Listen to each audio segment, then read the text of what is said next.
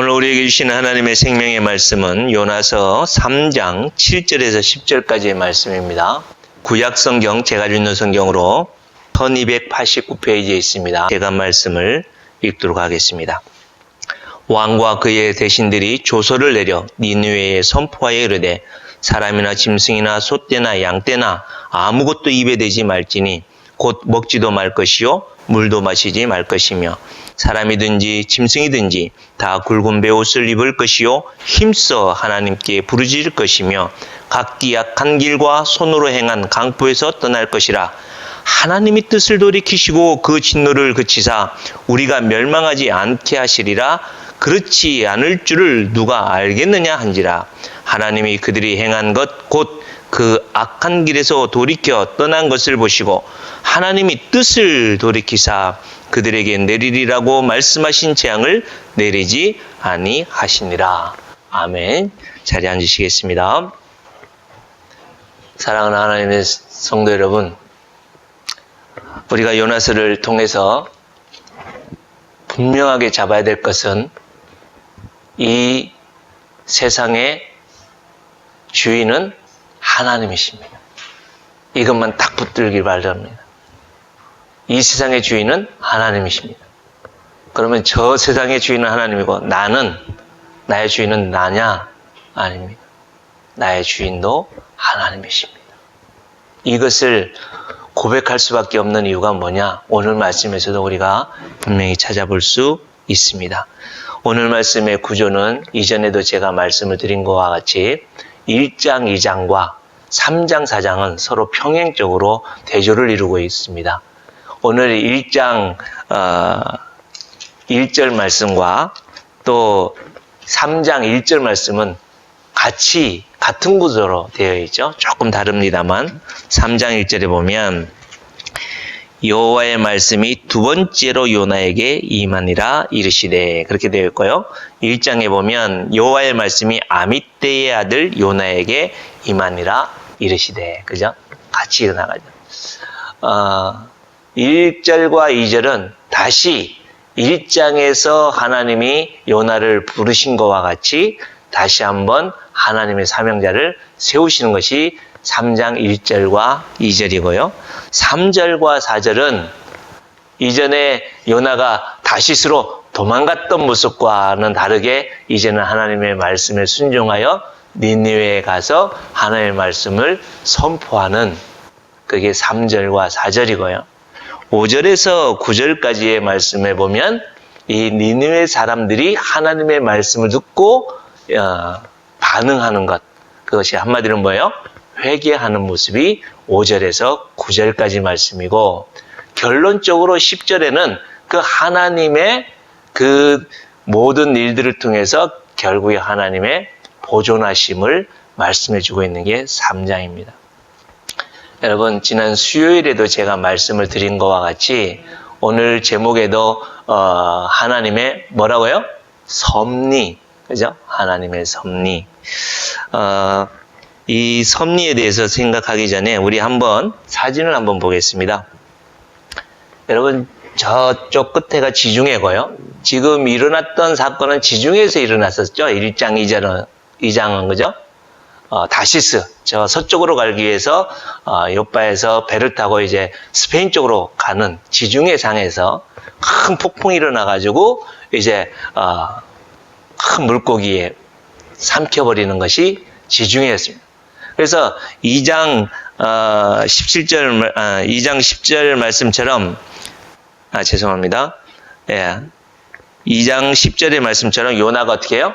토해졌어요. 어디로 토해졌을까요? 이제 저기 지중해라고 있네. 이 시리아 그 근방으로. 근데 그 시리아에서 여기가 니느웨거든요. 여기는 이제 이라크의 모술 북쪽 지역인데요. 여기에서 여기까지가 거리가 얼마나 정도 될까요? 나중에 제가 보내드릴게요. 예. 보통 한 1000km 정도 된다고 해요. 1000km. 여러분, 1000km 정도 되면 며칠이나 가야 될까요? 3장에 보면 2장 10절에 어떻게 해요? 배에서 이제는 이 고기 뱃속에서 토해져 가지고 육지의 길을 걸어가는데 그 1000km의 길을 걸어갔거나 말을 타고 갔거나 뭐 어떤 형태로든지 갔겠죠. 근데 여러분 한번 생각해 보십시오. 3일 동안이나 고기 뱃속에 들어가 있었던 이 요나의 모습을 한번 상상해 보십시오. 어땠을까요? 막 끈적끈적하고 아무리 씻고 뭐 해도 그죠? 몸에서는 비린내, 비릿한 썩은 냄새. 그리고 4장의 이 내용을 이렇게 조금 보면 어느 신학자는 그렇게 표현을 하더라고요. 3일 동안 고기 뱃속에 있었기 때문에 피부가 완전히 녹을 정도로 어떤 영양도 있었지 않았을까. 그래서 박넝쿨을 해서 햇볕을 가려놓으니까 살겠다 하고 그것을 갑자기 벌레가 먹어서 죽게 되니까 이제 나도 죽겠다 이렇게 하는 것처럼 요나에게 심각한 피부에 문제도 있었지 않았을까 이렇게 얘기하는 사람도 있습니다. 이것처럼 요나는 지금 이 니느웨로 가는 이 여정이 처음에 1장에 나왔던 그 요나의 상태와는 완전히 다른 상태였습니다. 여기에서 우리가 얻을 수 있는 교훈이 있는데요. 뭐냐면 하나님의 말씀을 받았을 때에 빠르게 정확하게 순종해야 고생하지 않는다.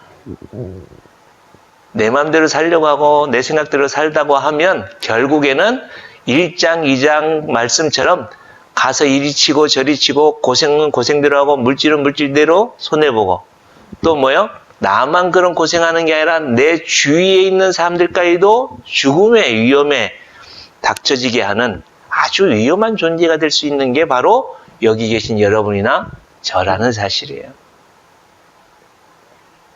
사랑하는 성도 여러분, 우리가 이 하나님의 섭리에 대해서 이제 살펴보려고 하는데요. 대교리 문답 18문에는 이렇게 되어 있습니다. 한번 보시겠습니다. 예. 하나님께서 섭리하시는 일은 무엇입니까? 하나님의 섭리가 뭐냐? 이것을 답하고 있는데 우리 다 함께 고백해 볼까요? 시작. 하나님께서 섭리하시는 일은 당신이 지으신 피조물을 지극히 거룩하고 지혜롭고 능력 있게 보존하시고 다스리시는 것입니다. 그리고 자기의 영광을 위하여 피조물들과 그 행위를 주관하시는 것이다. 예. 제가 누누이 말씀을 드리지만 한번 따라 하실까요? 하나님의 섭리는 보통입니다. 예. 보통 하나님이 섭리하시는 모든 일들이 하나님의 섭리가 이루어진다라는 의미도 있겠지만 여기에는 보존과 통치라는 의미가 있습니다. 하나님의 섭리는 보존과 통치입니다. 오늘 이 3장 10절 말씀처럼 하나님의 보존, 하나님이 이 땅을 창조하시고 이 세상을 하나님의 사랑과 은혜로 보존하기를 원하십니다. 이 세상뿐만 아니라 나 자신도 하나님이 부르시고 나를 세우셔서 보존하기를 원하십니다. 경제적인 문제뿐만 아니라 건강의 문제들, 우리가 이 땅에 살아가는 모든 일들 속에서 하나님과 나와의 관계를 어떻게 하신다고요? 보존하기를 원하시는 분이 하나님이십니다. 그리고 뭐요? 그 모든 일들을 통해서 통치하신다, 다스리신다. 여러분, 하나님이 만드신 이 모든 세계는 단 한 영역도, 한 부분도 하나님을 의지하지 않고서는 존재할 수가 없다는 사실을 꼭 기억할 수 있기를 바랍니다. 교회 안에서만 하나님을 의지하는 것이 아니라 우리의 모든 가정과 직장과 모든 삶 속에서 하나님을 의존하며 살아야 우리는 이 땅에서 살 수 있는 존재입니다. 그러나 하나님이 보호하시고 보존하시고 통치하시는 이 모든 일들 속에서 하나님이 막무가내로 하나님이 모든 것들을 그냥 무시하고 하나님이 주권적으로 일을 하시는 분이 아니십니다. 하나님의 섭리에는 보존과 통치가 있는데 보존과 통치를 행함에 있어서 항상 뭐가 있다고 했어요? 혹시 기억하세요? 한번 따라 하시겠습니다. 협의. 예, 하나님께서 이 땅을 통치하시고 모든 일들을 이루어 가시는 데 있어서 협의하시며 이 땅을 통치하십니다.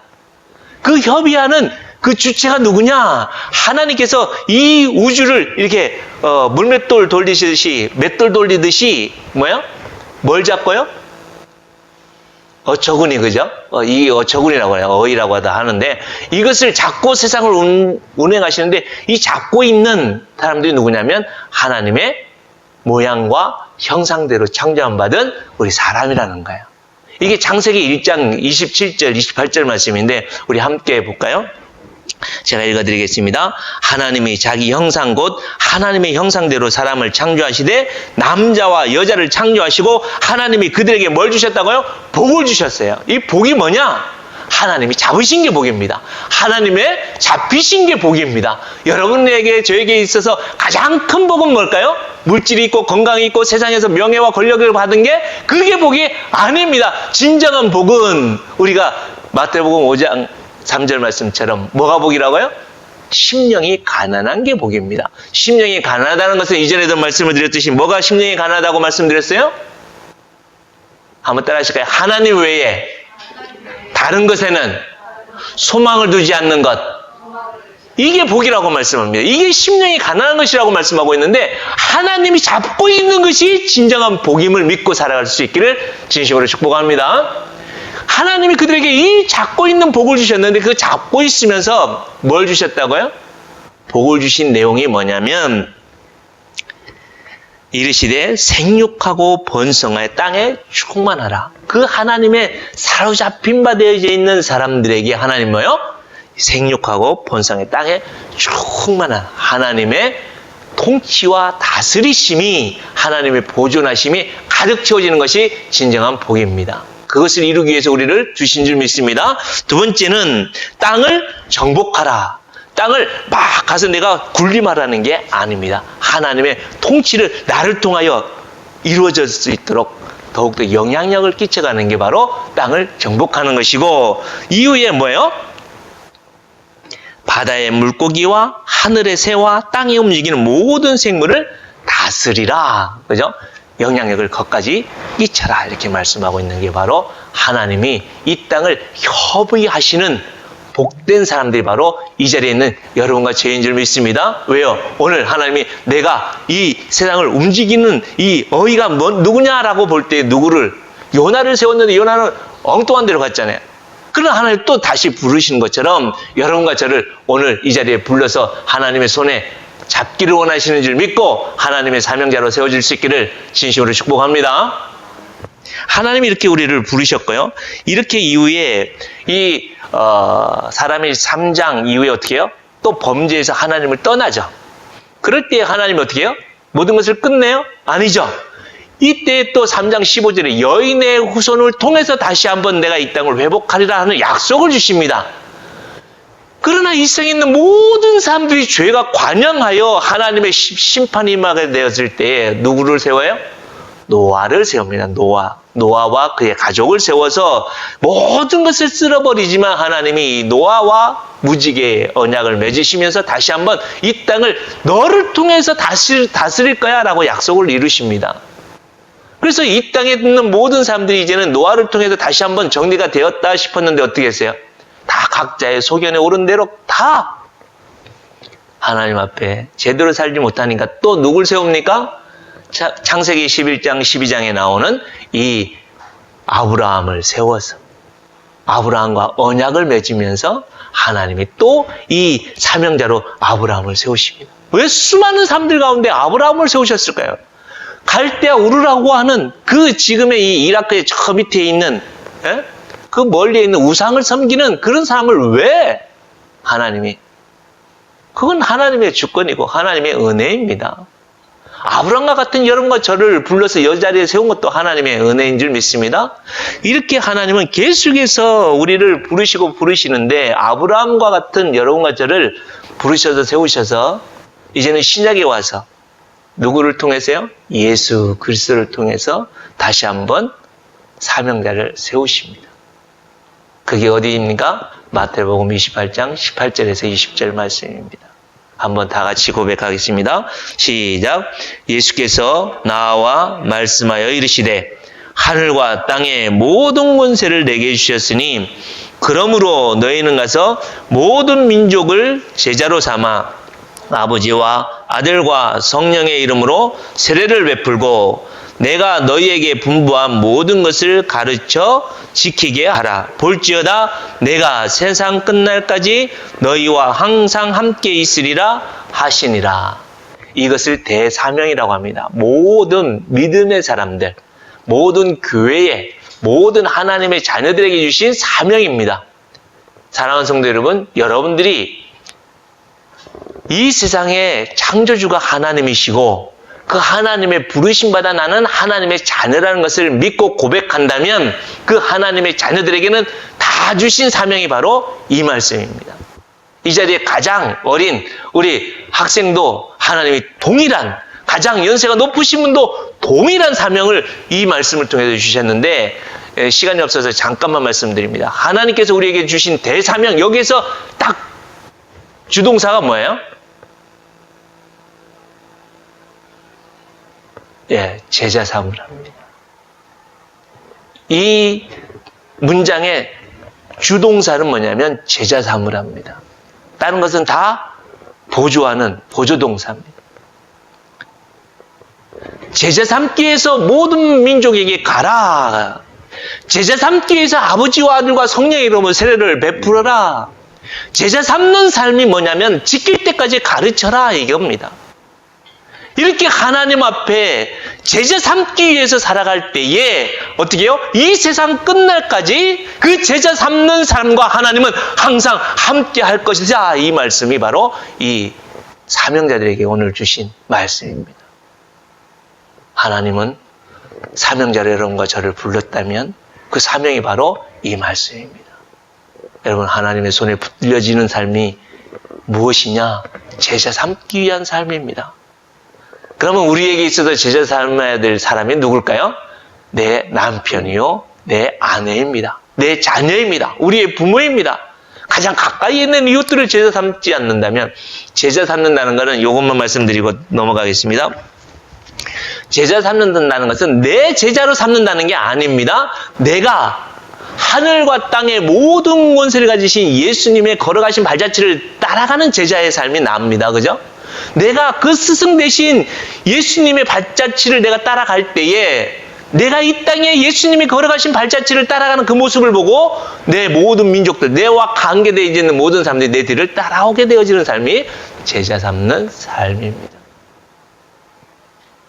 내가 말로, 내가 행동으로, 내가 뭔가 해서 그들이 나를 따라오는 것이 아니라 그냥 내가 예수님을 향하여 예수님의 그 발자취를 걸어가는 삶을 살다 보면 여러분들의 남편이나 여러분들의 아내나 여러분들의 자녀들이 자연적으로 내 뒤를 따라오게 되어지는 제자가 되어질 줄 믿습니다.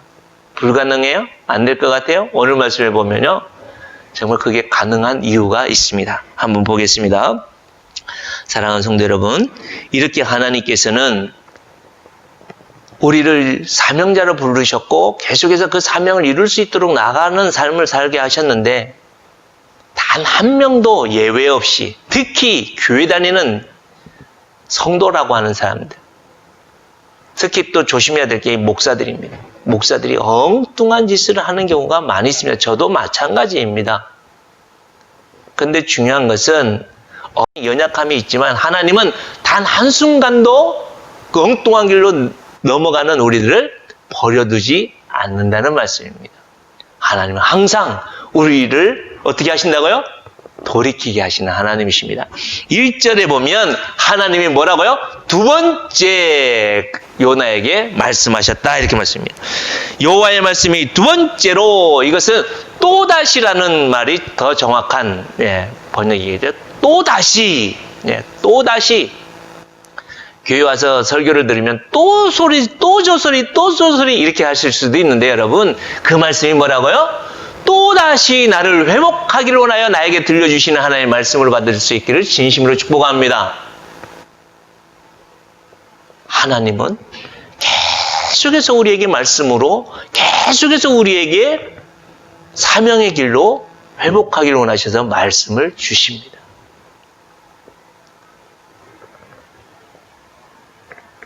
또한 하나님께서는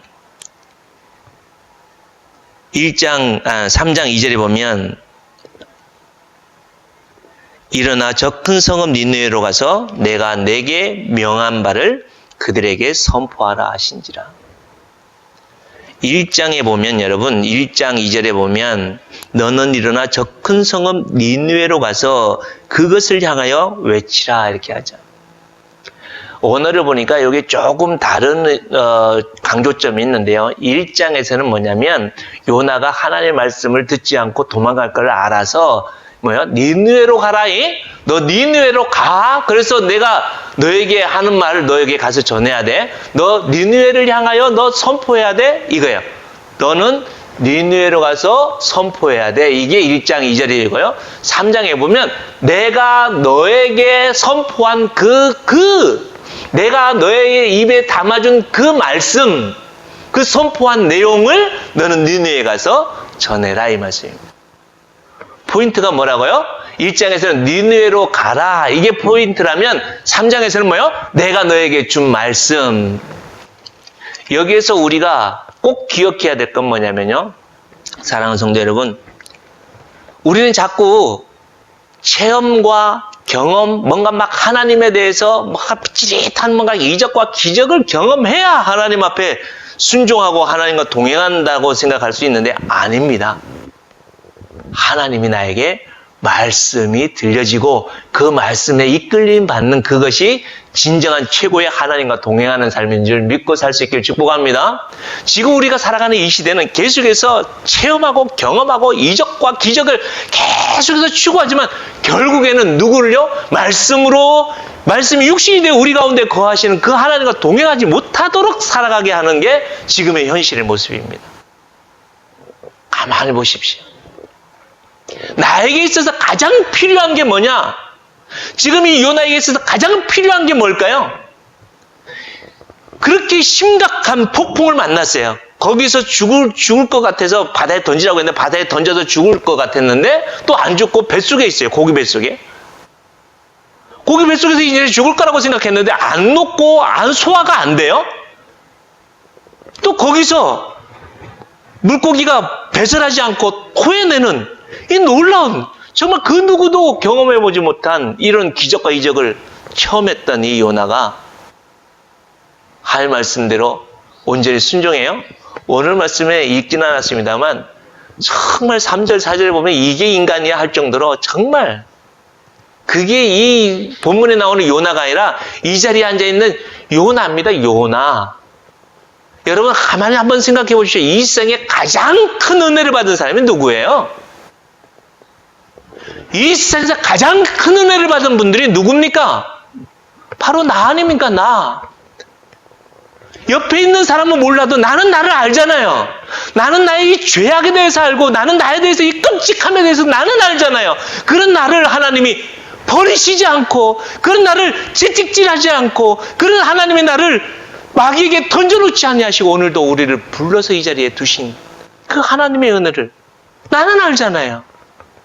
그렇다면 우리가 그 하나님 앞에 예배하는 이 자리에 우리는 어떤 모습으로 있어야 될까요? 우리는 대충대충 하고 있지 않나요? 3일 길을 돌아서 복음을 전할 수 있는 그 큰 성읍 니느웨에 어떻게 해요? 단 하루 만에 복음을 전한다. 누가요? 요나가. 여러분 이 코로나 때문에 기도하기 쉽지 않죠? 말씀 읽기 쉽지 않죠? 아니죠. 코로나 때문에 어떻게 보면 더 기도할 수 있고요. 코로나 때문에 어떻게 하면 더 하나님 말씀 앞에 깊이 나갈 수 있는 시기가 바로 이 시기 아닙니까? 우리가 속으면 우리가 아직도 이 요나는 뭐에 속고 있어요? 하나님은 우리 이스라엘의 하나님이야. 우리 민족만 잘 먹고 우리 민족만 보호받고 우리 민족만 복받아야 돼. 이게 요나의 생각이죠. 하나님의 생각은 전혀 없다는 겁니다. 예수 믿는다 안 믿는다 하면서도 우리는 계속해서 믿음의 삶을 살지 않고 있잖아요. 지난 수요일 날도 말씀드렸죠. 믿는다는 게 뭐라고요? 피스티오라는 단어는 페이도라는 단어에 근원을 두고 있는데 이 페이도라는 게 뭐라고요? 한번 따라 하시겠습니다. 설득되어지다. 예, 하나님이 설득시켜서 설득되어져서 사는 삶이 믿음의 삶입니다. 이 세상은요, 내 신념으로 살아요. 내가 정해놓고 내가 원하는 대로 살아요. 그러나 예수님을 믿음 안에서 살아가는 여러분과 저는 어떻게 해요? 그 하나님에 의해서 계속해서 설득되어져서 하나님이 고치시는 대로 계속해서 하나님을 향하여 나가는 삶이 바로 믿음의 삶이라고 말씀하고 있습니다. 근데 지금 이 요나는 그렇게 큰 체험을 했는데도 불구하고 설득되어져요? 안 설득돼요. 사장에 보면은 더 끔찍하게 하나님은 이 느느웨가 회복되어지기로 하는데 이 느느웨가 망하기를 원하고 있잖아요. 아이고 저거 언제 망하나. 안 바뀌어요. 정말 지독실이 안 바뀌는 게 누구예요? 요나예요. 요나.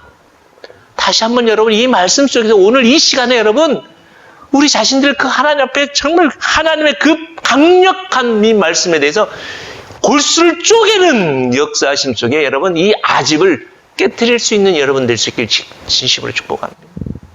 나에 대해서 의지할 수 있고 나에 대해서 조금이라도 소망을 두는 그 모든 것을 다 내려놓고 나의 모든 것을 부인하고 온전히 나의 주인 되신 그 하나님 앞에 나아갈 수 있는 여러분과 될 수 있길 진심으로 바랍니다.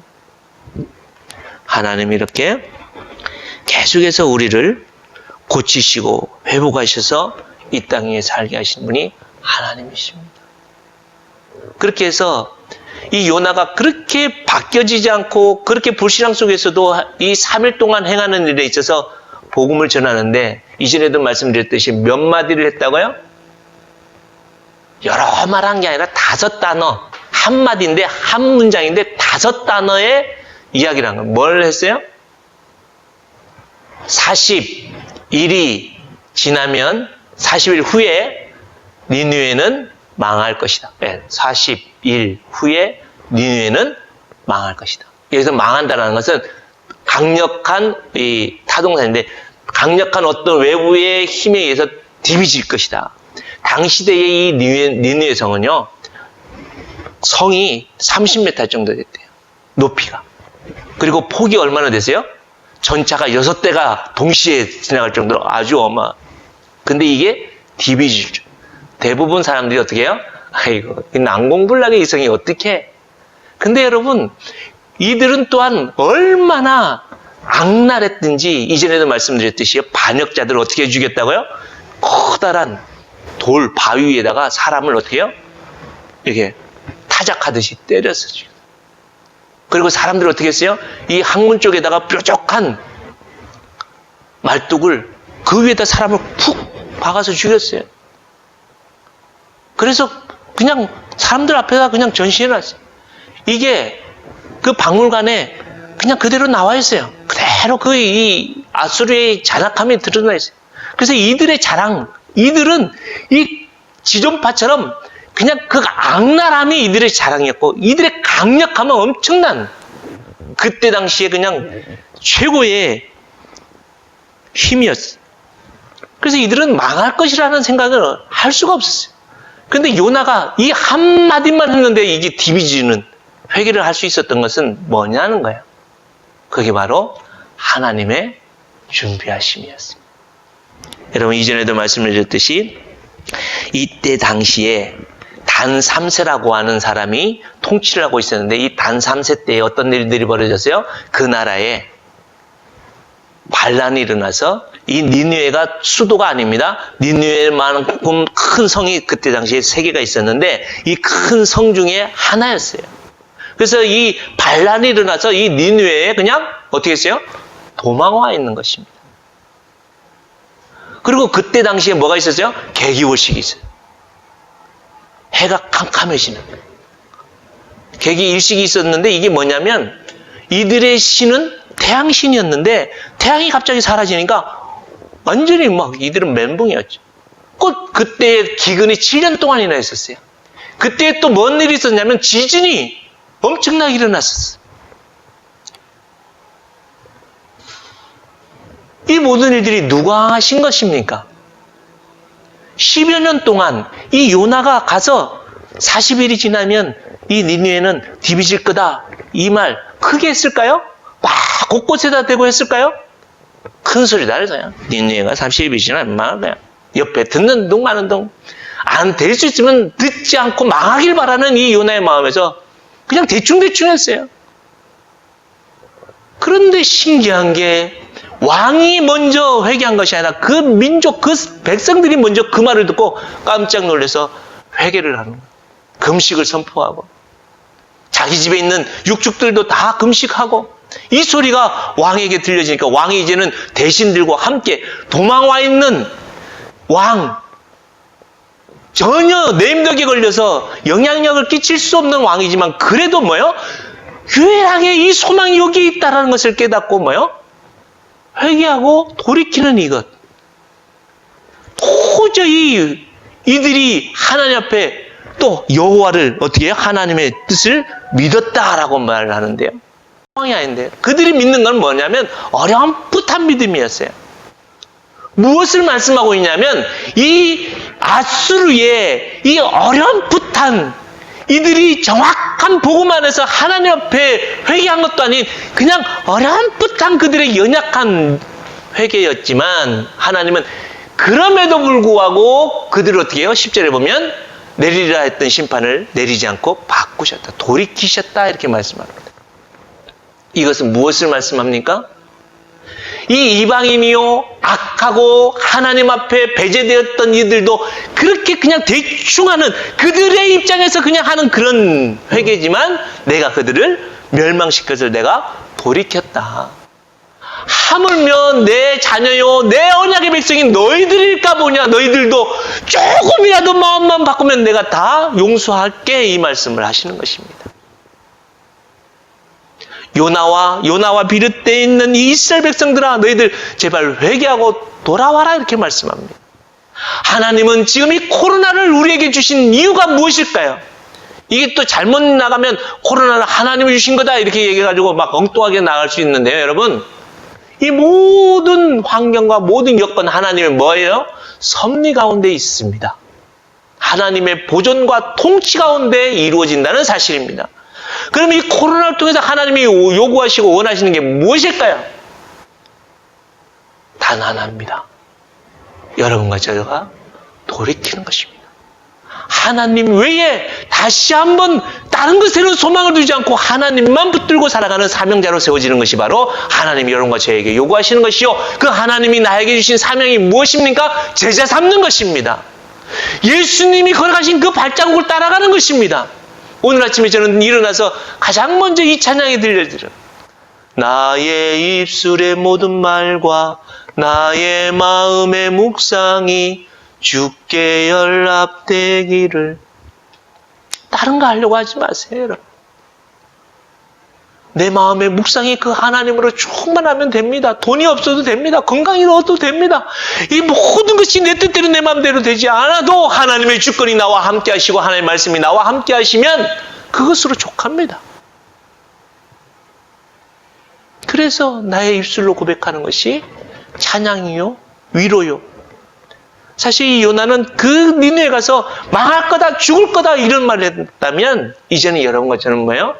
하나님이 우리와 함께 하시면 하나님이 고치실 거다. 하나님이 회복하실 것이다. 그 하나님의 은혜와 사랑으로 분명히 승리하게 하실 것이다. 이 말씀을 선포하며 나가는 여러분과 제가 될 수 있기를 진심으로 축복합니다. 말씀을 정리하겠습니다. 사랑하는 성도 여러분, 분명하게 기억하십시오. 나는 사명자입니다. 여러분들이 흩어져 있고 떠나 있고 끼어짓다 할지라도 하나님은 거기서 우리를 고치시고 회복하셔서 다시 이 자리에 두실 줄 믿습니다. 그런 우리를 통하여 하나님이 준비하시고 예비하셔서 그 길을 걸어가게 하셔서 결국에는 나를 통하여 나의 남편이 너와 내 집이 구원을 얻으리라 하신 것처럼 나의 아내가 우리의 자녀들이 우리가 살아가는 삶의 현장이 이 언양 땅이 울산 땅이 하나님의 통치와 다스리심이 이루어지는 참된 구원과 하나님의 놀라운 은혜로 회복되어지는 나라가 임하게 되어질 줄 믿습니다. 그래서 우리는 이 마음의 묵상과 입술의 고백으로 여러분 하나님을 찬양하고 경배하며 나가는 여러분과 저의 삶이 되어야 될 줄 믿습니다. 우리 말씀을 기억하면서 이 시간 잠시나마 결단하면 좋겠어요. 하나님, 이제는